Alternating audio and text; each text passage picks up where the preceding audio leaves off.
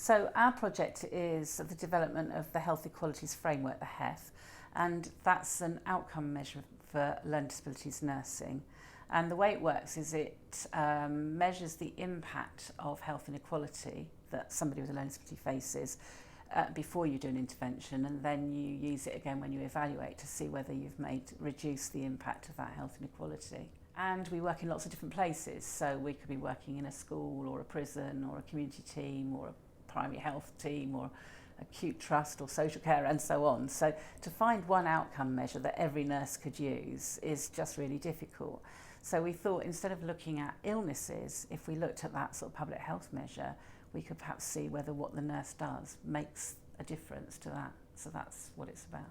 One example is that a young lady who's went down with renal failure, very young lady in her 20s, and obviously needed lots of health interventions. She was referred to our team by the renal team because they were having to give her sedation with ketamine to just get her to hospital. And then once she got there, they were having to give her a general anaesthetic so they could take her blood pressure and take her blood, because she was so frightened and so anxious that she couldn't cope with any of those interventions being done. So when our team picked up that piece of work, we did a whole load of work with the hospital and with her and her mum and her family to help them make reasonable adjustments. So they did things differently, it took longer, you know, those sorts of things, but also to look at how to work with her in her best interest.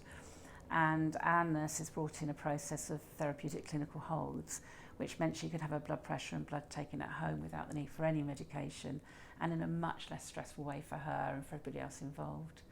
And then when she became very ill and she needed dialysis and then subsequently a transplant, our team worked really closely with the hospital and everybody else to enable her to have that treatment properly.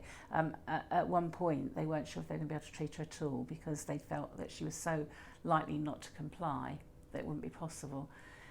But she had the transplant last year and she's made a very good recovery. She's back at college and, you know, enjoying life again. And although she still doesn't like plasters being put on her and things like that, she's, you know, beginning to have her life back. And and we can see in her case the impact of her health inequalities when we first met her was nearly 70% impact, which is huge, and it's now gone down to 22%. So that's a team effort, but without the work that we did, I don't think she'd be here today to tell the story. So.